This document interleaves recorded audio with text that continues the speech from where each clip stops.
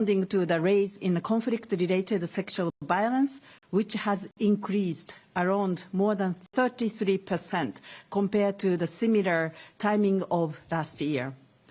We ensure that the survivors receive medical treatment and psychosocial support.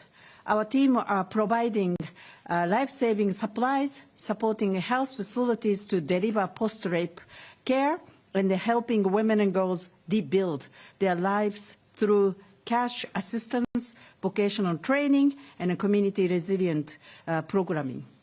The needs are growing, but resources are not. In 2025, UNFPA is targeting 1.4 million people with humanitarian assistance in DRC. As we near the end of the year, just half of UNFPA appeal has been funded. We must remember that without access to sexual reproductive health and gender-based violence services, women and girls will die, and women and girls in the DRC need us more than ever. Thank you for your interest, and looking forward to your question. Thank you. Thank you very much, Shoko. And let me just add that the 2.5 billion humanitarian needs and response plan for the Democratic Republic of the Congo is currently just 16% funded, with 410 million received so far. Our health partners urgently need 6 million to procure essential supplies and maintain life-saving services. Urgent measures are needed to ensure the continued functioning of healthcare facilities in all areas affected by crisis, especially in the eastern part of the DRC. Additional funding is required to prevent a greater tragedy. We also call on all parties to uphold their obligations under international humanitarian law to protect civilians, protect civilian infrastructure, including health facilities, and to ensure safe and unimpeded access of humanitarian aid wherever it's needed. And I'll open the floor to questions now. Let me see. Robin, AFP. Good morning. The scale of rape and abuse and exploitation that you just detailed there, what is the government in the DRC doing about this situation?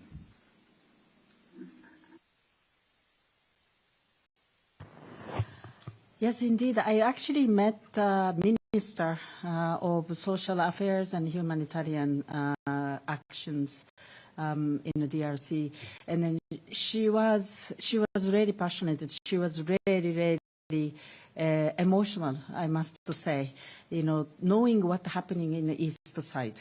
And government of DRC is always supportive about protection of women and girls, and then responding to the conflict-related sexual violence, including, of course, gender-based violence. But the new situation right now, they cannot go in. So while government is really care, but also asking our help, because we are the one who can really go to the territory. But I just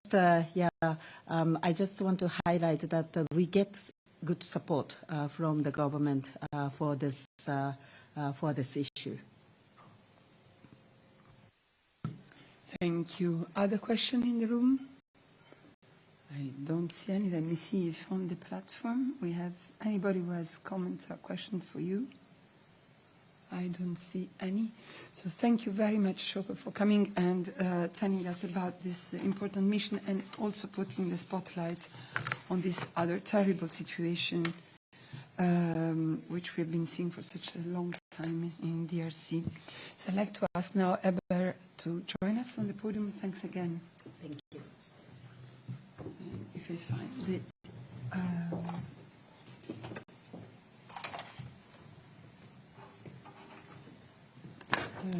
you can sit here, please.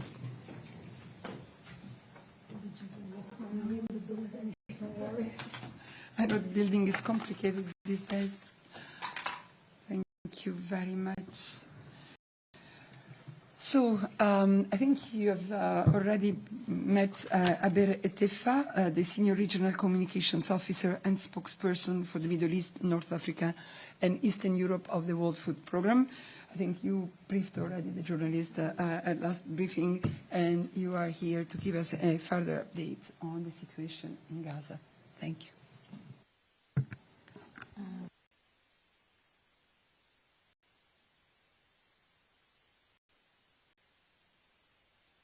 Thank you.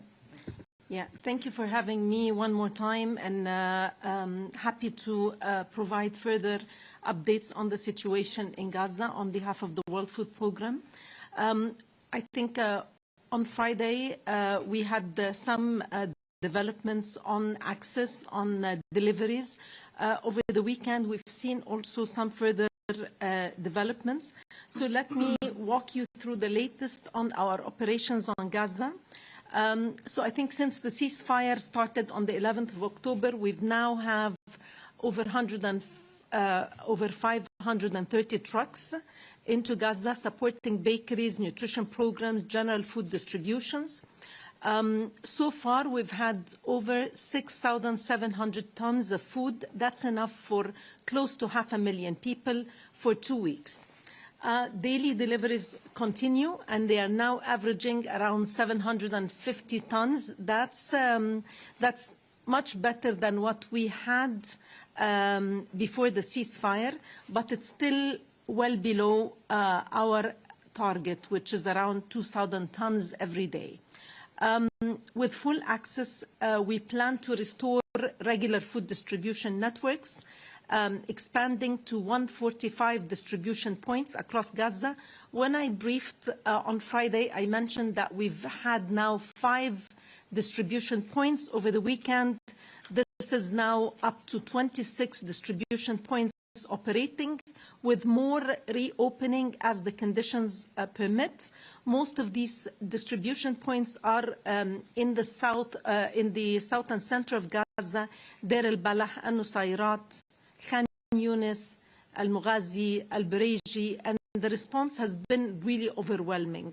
People are showing up in large numbers, grateful for the efficiency of the delivery of food assistance, as well as the dignified way of people standing in line, quickly getting their food rations, and especially impacting the most vulnerable, the women, female-headed households, the elderly. These are our top priority at the moment. As we stand, also, there's still the delivery of fresh bread on daily basis, 9 bakeries, but we still need more to go. We need to be up to 30 bakeries across Gaza.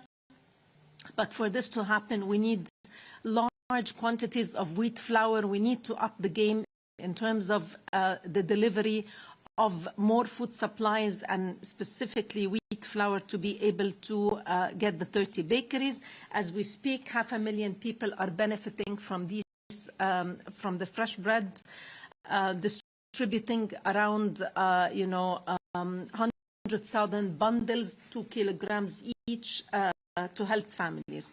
So, as I mentioned, the good thing is that we're getting to the most vulnerable, the women, and the assistance include the general food distributions, the bread, as well as the cash. Some cash to a number of the most vulnerable families. Over the next 3 months, we would like to get to 1.6 million people.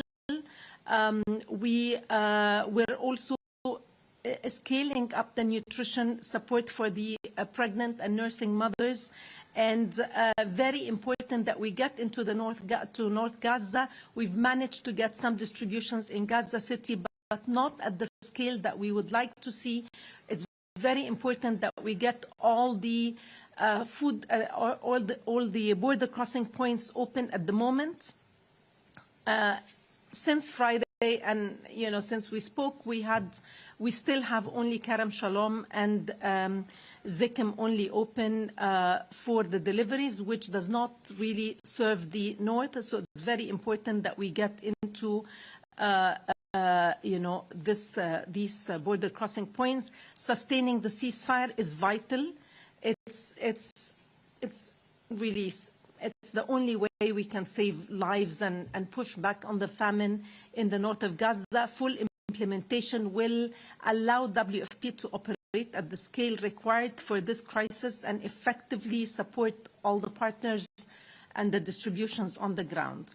So my colleagues have been able to travel to different parts of Gaza over the weekend.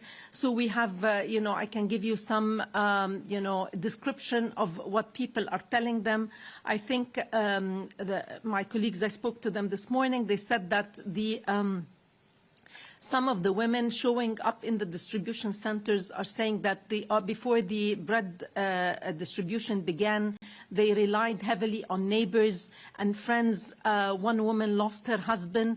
There were days that she had to ration food because the children, because she doesn't know what comes next. So the children would have to skip meals and eat every other day. Now, with the fresh bread in hand, they feel that they can at least, there's something that they can count on instead of the, and she can go herself because she is a priority for the World Food Programme. I think the other element is that people are hopeful. There is cautious optimism, but the food that they are receiving, they eat part of it and they ration and keep some of the supplies for emergency because they are not very confident how long the ceasefire will last and what will happen next. So they are unable to really consume because they are extremely worried, consume the food supplies because they are extremely worried that they have it today, but they might not have it. They might not have the same level of assistance in another few days. It's a fragile peace. Some of the people are saying 2 days ago there were airstrikes. We were told it's safe. We were told it's a ceasefire. So we don't know, should we move back home or stay here? We're in survival mode. We're still eating less, spending less, hoping more. But that's basically the mood among the families that my colleagues are seeing in the different food distributions where they have been, where they have seen. The most important thing for us, the ceasefire needs to hold. WFP and other humanitarian agencies are scaling up operations. They are starting to, push for more clean water, food supplies. Shelter is one of the biggest problems facing families as they are returning home to, in many of the places. We've again, I think we've seen also on Sunday that we were not able to get food supplies into Gaza through the crossings because of fighting. But we know it's a fragile ceasefire. The most important thing is that it lasts and people continue to hold on to hope, as well as our teams on the ground. Thank you so much. Thank you, Javier. Let me join your call for this, as we also at the UN are encouraged that the parties have reaffirmed their commitment to implementing the ceasefire in Gaza. And we do remain concerned, as you said, by all the acts of violence in Gaza and the reported attacks and strikes that took place this weekend. We urge all parties to honor all their commitments, ensure protection of civilians, and avoid any action that could lead to a renewal of hostilities and undermine humanitarian operations. We reiterate the Secretary General's call for the release of the remains of all the deceased hostages. And I'll open the floor to questions. I see Christiane, German news agency. Good morning. Abia, could you explain a bit why are you not able to take 2,000 tons in every day? Can you give us a bit more detail what the bottlenecks and obstructions are? And do you see looting of the WFP trucks inside the territory still? Thank you. So a few things, just because I forgot. We have a video news release that will be out today with footage of food distributions of the, movement inside Gaza. So you'll have a collection of freshly collected content and footage, video footage from the ground in the last 2 days. That's one. The other thing is that also when I mentioned the distribution of cash, I meant it's the digital vouchers that we're giving to families so that they can go back to the market and are able to get fresh food and produce. And that's mainly for the most very vulnerable families, and these are the mainly the severely malnourished who need complementarity to the food basket that we're providing, which is always, dry food rations. In terms of your question, first question is on the why we're not seeing the scale up. To be able to get to this scale up, we have to use every border crossing point. Right now, we're only using Kerem Shalom and Zikim. So, of course, the capacity, the pressure, the movement inside Gaza with the severe amount of destruction makes it, almost impossible to get to this goal of 2,000 tons unless you are able to utilize all crossing points. So we need this to open. We need, of course, that requires a lot of coordination on the ground. So we're hopeful that we're going to get to this point, but it is happening slowly. As I mentioned, over the weekend, we've had more distribution points happening, and the team is, pushing everything on the ground so we can get to this, to that level. In terms of looting, we haven't seen looting actually of our convoys since the ceasefire, since the opening of the supplies. I think people are reassured now that, if they wait, that they are going to see more, and they are, seeing that convoys are coming constantly. People, the bakers are starting to run, and that's an important element psychologically, so that people are patient and wait for food supplies to come. Plus, also, we are not seeing any, kind of the armed groups on the ground that also, took part of these looting events at a certain point. So happily to report that convoys are pushing through, food is getting to the warehouses, and distributions are happening in an organized and dignified manner. So these are the two questions, yeah. Thank you very much. I'm sorry, I'm really sorry also. I mentioned that it is Kerem Shalom and Zikim. Actually, it's Kerem Shalom and Kisufim. Zikim is in the north, and it's not yet operational. So it is, just to reiterate, it's Kerem Shalom and Kisufim that are open at the moment. Yeah, Kerem Shalom, yeah, and Kisufim, absolutely. Emma Farge, Reuters. Good morning. Great to have you with us in Geneva. Two questions, please. One on the crossings. Have you got any indication when the northern crossings will reopen, and why the reluctance on the Israeli side to open them, given the scale of the needs? And secondly, given that there has been a famine in northern Gaza and there are pockets of people who I imagine who have been isolated and you haven't been able to reach yet, are you concerned at all about refeeding syndrome, people who have been deprived of food for so long, possibly suffering from having too much too quickly? And if so, how are you planning for that? Are you seeing any cases? Thank you very much. So on your first question, no, we don't have an indication on when these border crossing point will open. On the refeeding, I'm sorry, I didn't get the question. If people are getting too much to eat after a long time of privation, yeah. additional health problems, and how you prepare for that?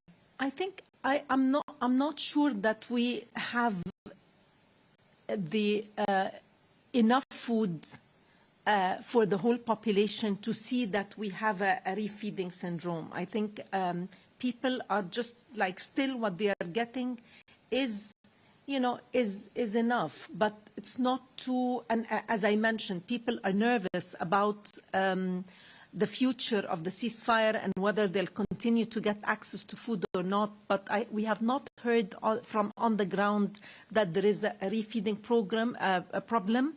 And we have nutritionists with our teams in Gaza, so I'm sure that they are looking into that. But we haven't gotten into the point that Gaza is flooded with food and families have more than what they need.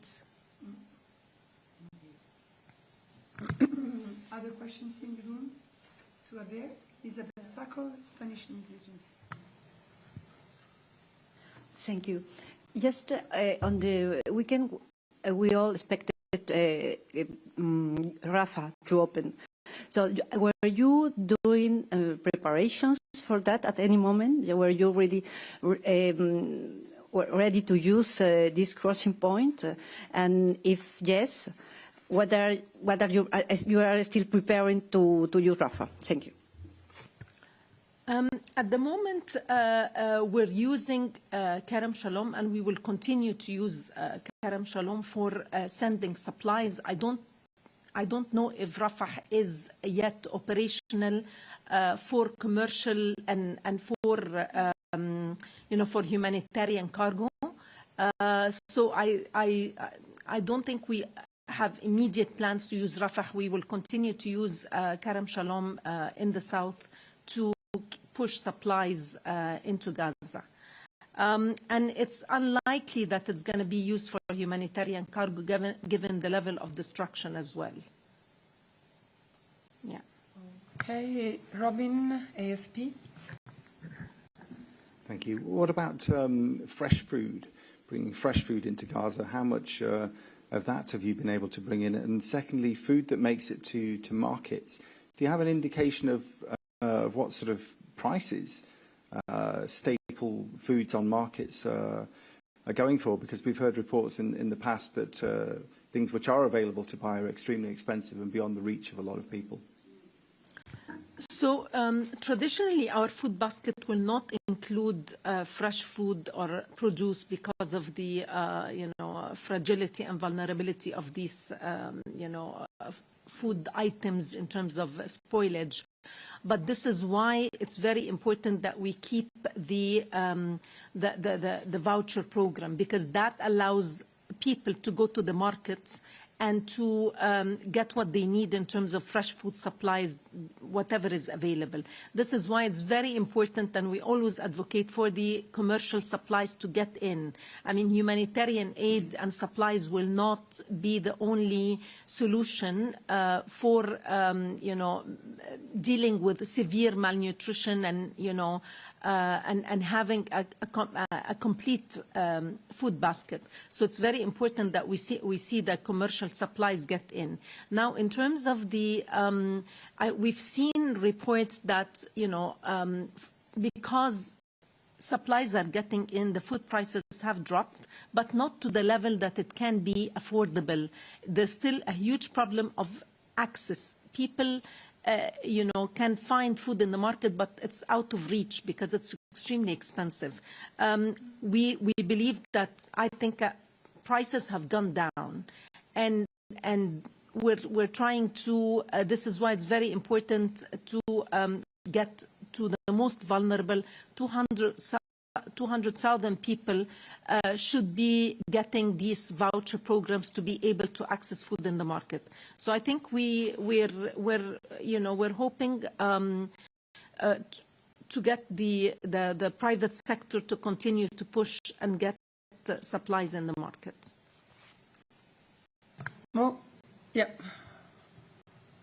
Could you say when this voucher program will begin? If the recipients, when they will get electronically, or in paper. I don't know how it works. You mentioned electronically, that could be the best, but in any case, when they will have these to be able to use them? We've already started. So 50,000 people have already received these vouchers, and they're able to go to the markets and redeem them. And again, the plan is to get to 200,000 people. That's 10% of the population in Gaza, the most vulnerable. One more question for you on the platform. Nick Cumming-Bruce, The New York Times. Yeah, good morning. Thanks for taking the question. Abi, I wasn't quite clear what access you have had to the north. Have you had any convoys into the north since the ceasefire? And if so, when, how many and when? And what's your assessment of the number of people who are living there and the kind of conditions there that your staff on the ground are finding? Thank you. So in terms of access to the north, we've had one distribution of nutrition supplements for the pregnant and nursing mothers. We've had, and children who are suffering from malnutrition. We've also had some nutrition snacks that are important to provide some, nutrition items that you don't get from, the regular food supplies, which is being distributed in these temporary learning spaces for children. But we haven't had large-scale convoys into the Gaza city or to the north of Gaza. We've cleared the roads at scale into the north, but we need these crossings to open so that we're able to get large-scale convoys. I think the team has worked since the 11th of October on making sure that all the roads from the border crossing points, are cleared, so that we facilitate this quickly. We're ready. We're just hoping that it doesn't take too long before these crossing points are open. He was asking if you have an idea of how many people are still living there and which conditions. I don't really have the exact number of how many people are still inside in the north, but the IPC that was published on the 22nd of August has put the number of people in famine or risk of famine at around 500,000. So 500,000 people are facing famine conditions in the north of Gaza. It's a very dire situation. We've lost access, to the north of Gaza for a month now. So it's the situation is extremely dire, and it's a priority to get, of course, to the northern parts of Gaza and to Gaza City. Satoko Adachi, Yomiuri Shimbun. Yes, good morning. Thank you very much for doing this. I have two questions. How many staff does the WFP have inside Gaza? And secondly, are you able to work with the staff of UNRWA for the distribution of your supplies inside of Gaza? Thank you. On your first question, I would need to get in touch with the team on the ground to know exactly how many staff we have on the ground. On your second question, we'll continue to work with all our partners on the ground, and we coordinate with UNRWA like all other UN agencies, UNICEF, WHO. There is coordination happening on the ground, and we're also working with the logistic clusters, with the facilitating the movement of supplies on behalf of the UN partners and NGO partners inside Gaza. So we're working with all agencies on the ground. Maybe just to add that I think it was yesterday when UNRWA said that with the ceasefire in place and as more areas become accessible, UNRWA has been expanding the number of temporary learning spaces set up in community shelters for displaced people. Imogen Fawkes, BBC. Yeah, hi. It's just going back to the access to the north. Just to clarify, you said you had cleared the roads. you mean you have cleared the roads from the northern crossings to the places in the north you might like to reach? And then secondly, to expand on that, are we to understand that you really, to get from, say, Ker Shalom to the north is just impossible at the moment? Is that because the roads are blocked or mined or you're prevented? Could you just clarify that exactly, please? So on your first question, when we say clear the roads, it means that we've removed the debris from the border crossing points to be able to connect to Gaza City. So that's on the first question. On the second one, it is the level of destruction and access from the south to the north is going to be extremely difficult. So this is why we need areas, we need Zikim, we need these border crossing points to be to open so that we can easily access with these large convoys into Gaza City and the north of Gaza. Thank you very much. Is there any other question for Abir? I don't see any on the platform. So thank you so much for this update. I hope you continue coming and briefing the journalists. So thanks. So that brings me to my final announcements. First of all, I have an important announcement for you for the trip of the Secretary General that has been announced yesterday in New York. Let me remind you that tomorrow morning, the Secretary General, Antonio Guterres, will arrive in Geneva to participate in a special session of the World Meteorological Congress, commemorating the 75th anniversary of WMO. The session will spotlight the early warnings for all initiative, where the Secretary General is expected to reiterate his urgent call for universal access to life-saving alert systems. Immediately after this event, the Secretary General will proceed to our Palais to attend the 16th session of the UN Conference on Trade and Development. I understand this morning you had a briefing from Amalia Navarro on the developments of the conference, which, as you know, will last until Thursday. Following this session, we will have the Secretary General in this room. He will be joined by Carlos Cuerpo, who is the Spain's Minister for Economy, Trade and Business, and they will officially launch the Sevilla Forum on Debt. I think you have received yesterday evening the invitation to this press conference. The forum is a key milestone in advancing commitments made during the 4th International Conference on Financing for Development, which did take place in Sevilla, in Spain. And so we will have the Secretary General, and then he will leave on Thursday to go to Hanoi, and following that to the ASEAN meeting in Kuala Lumpur. I also wanted to announce you an invitation that I think you have also received. It's in your mailboxes.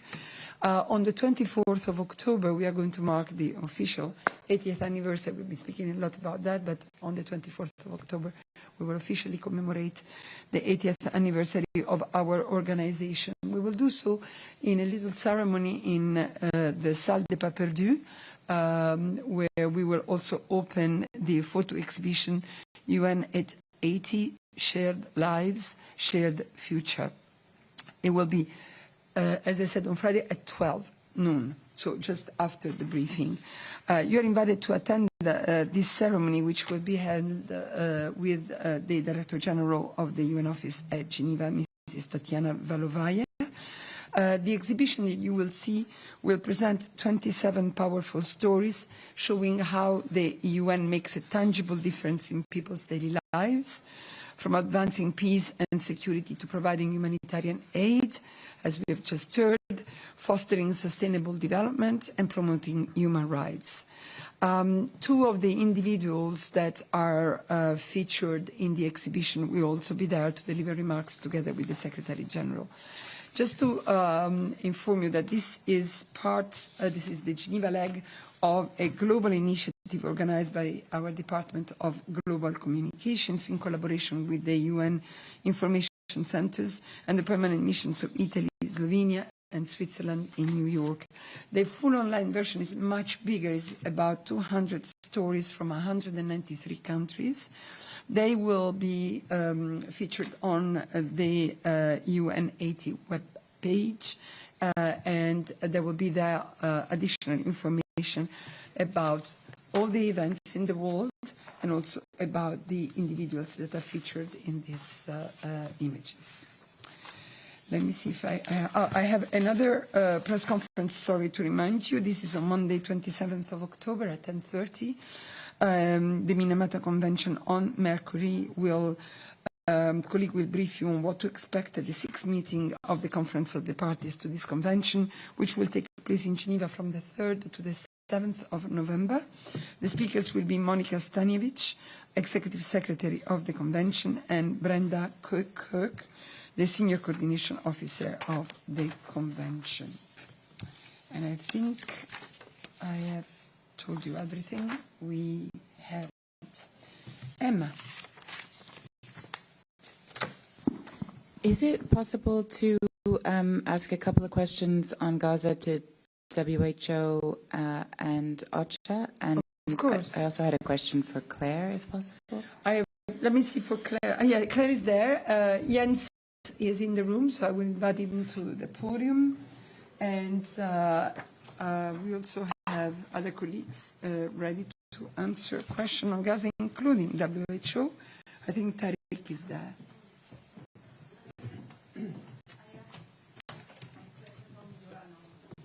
Okay, so Emma, do you mind if I listen to that first? Okay, Isabel, go ahead, and then while we are opening the connections with, I don't see Tariq yet, but yeah, go ahead. But can you use the mic, please? Can you use your mic? Mr. Guterres will also make a speech in the UNTAD conference. I didn't hear that. Secondly, I didn't get really the email on the event with the Spanish minister, so I don't know what time is that.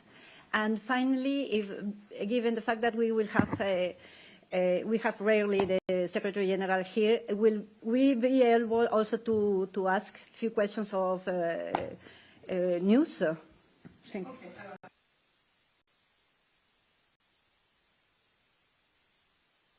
The program of the Secretary General. Yes, absolutely.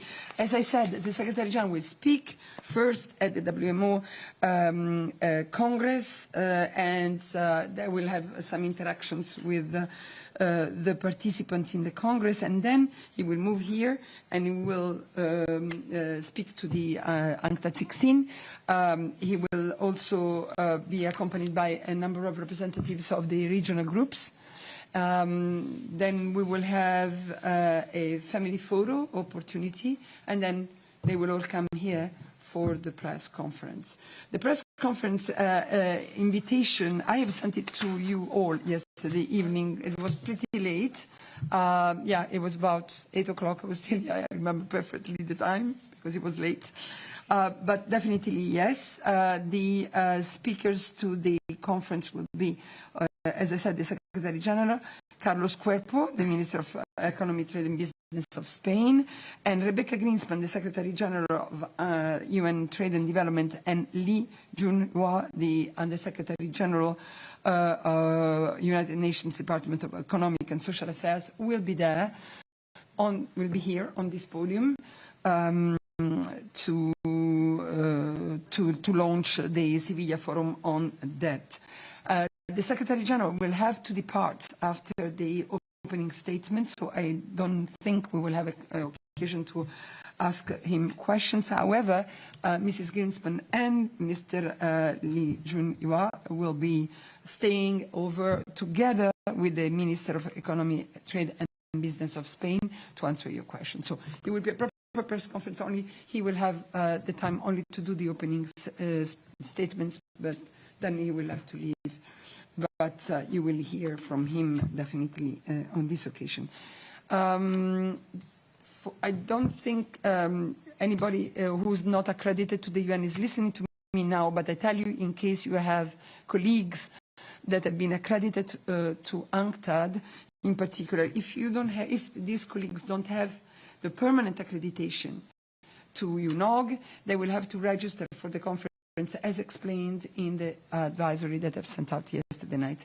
And Isabel, no worries, even if you haven't received it, I definitely send it again. You had a third question, I think I've forgotten. No, it was all. Okay, thank you very much. And then I know you have a question for Claire, but and she's online, but let me first start by giving the floor to Emma, who has a question for Jens and for Tariq, if we found Tariq. Go ahead, Emma. Yeah, sure. Jens, it's actually on the West Bank. I know that in a humanitarian update recently you gave some details of incidents of violence by Israeli settlers against farmers in the olive harvest. BBC ran some footage of a Palestinian woman being clubbed in the West Bank as she was picking olives. Can you tell us anything about how bad it has been this season compared to previous years, and how concerned you are about attacks on Palestinians during the harvest? Thank you. Emma, sorry, I see Tariq is connected. Do you want to also ask his question? Yes, your please. Question to him.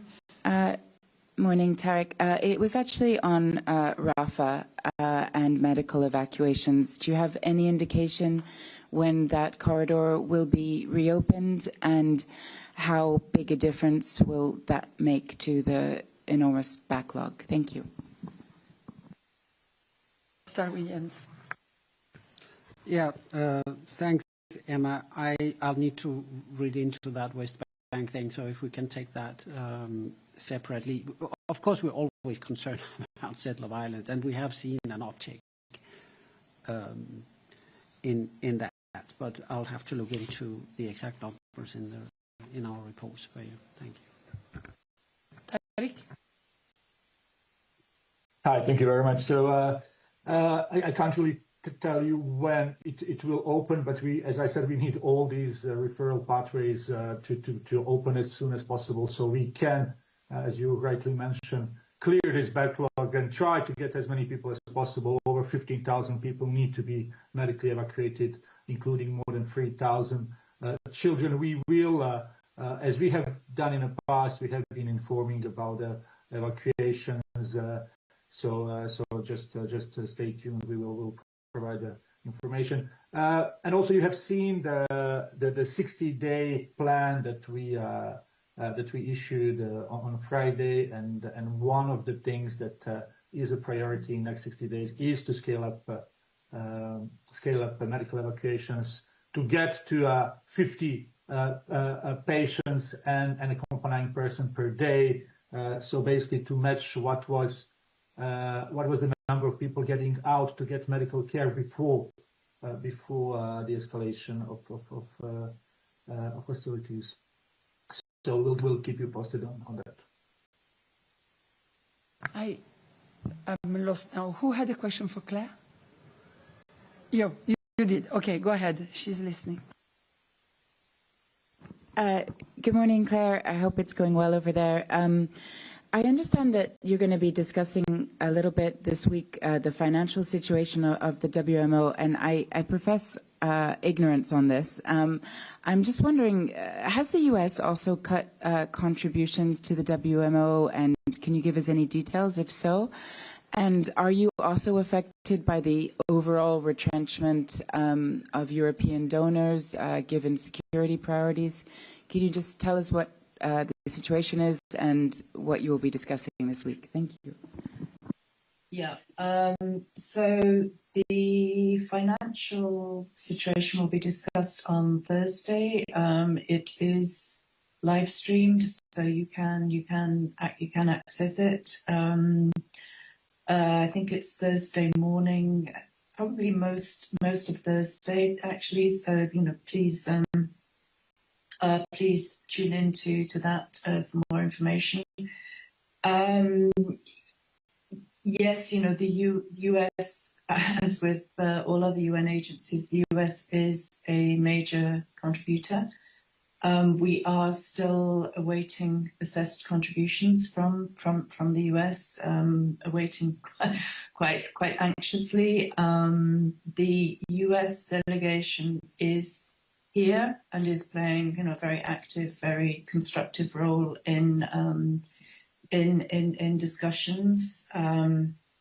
So it's our extra budgetary funding. We, unlike many other agencies, we did not rely heavily on the United States for that. So it's more it's more the regular budget, and we are awaiting the contributions on that. In terms of the European situation, at yesterday's high-level segment on early warnings for all, we did get a couple of pledges, including one from Spain for, I think it was €5 million. That was for specific projects, but I think that is why we are having the discussions on Thursday, just to assess where we are, where we need to be. So I can't really say much more than that at this stage, but you are welcome to tune in. This morning, while I'm online, I've got the floor. This morning, we had quite an interesting special panel on artificial intelligence and weather forecasts. And, the main message on that is if we snooze, we'll lose. So, big... There's a lot of momentum happening in AI, in weather forecasts, in all other domains. And we heard this morning really quite interesting presentation from Norway and from Malawi, with Norway sort of teaming up with the meteorological service from Malawi to try to help fast track them to more advanced weather forecasting capabilities by using AI models. So if you're interested in that, just let me know. I can give you more details. And third, and finally, and most importantly, the Secretary General's arrangements tomorrow. His interactive dialogue will be broadcast on UN television, also live streamed from WMO. Space is extremely tight. It's even tight for for the members of WMO. So, whilst obviously accredited photographers, TV cameras, you are welcome. Please just confirm your attendance with me. For written media, I would recommend it's probably more efficient for you to follow the live stream, because there will be quite heavy security and space will be very, very tight. I will send you the WMO Secretary General's written text under embargo, so you will have that ahead of the speech. Thank you. Thank you very much, Claire. Other questions for any other colleague who is connected? Nick, I see your hand. Is that for Claire? I can see in the chat you have not received the invitation either. I have just checked. You were all in my message. So this is really strange. I will send it again with pleasure. And but please check your mailboxes, because I did send it yesterday night. But Nick, maybe you have a question to Claire? Yes, thank you, Claire. Good morning. Yeah, just in relation to US funding, do you have some numbers at your fingertips there? What percentage of the overall assessed contribution comes from the United States? And when you talk about waiting for the US to pay, how far in arrears are we talking? Are you waiting for the 2025 contribution, or are we going back further than that to 2024 as well? Thank you. I need to refresh my memory on the figures. From what I understand, I think it's just over 21% for the assessed contributions, and yes, 2025. We haven't heard word either yes or no. I think probably other agencies may be in similar position to us. But as I said, the US delegation is here.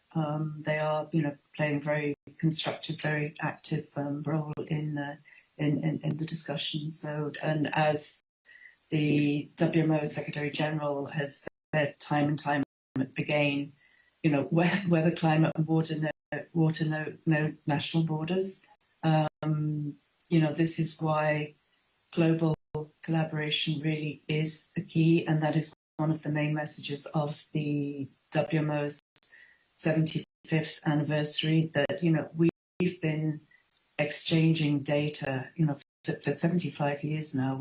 The WMO's worldwide, the World Weather Forecasting Program, World Weather Watch, preceded the World Wide Web. So we've been doing this for a long time. The US has been right at the heart of the action, from the very beginning, and they remain, at the heart of action. They're very, very crucial, very important member. Thank you very much, Claire. Satoko. I just want to check with what you said. Since when the United States has not paid their contribution? Since 2024. Am I wrong? Since the Biden administration. Thank you. Let me double check. I understand it is also from 2024, but I'll double check and I'll get back to you on that. Thank you very much. Any other question? If not, thank you again.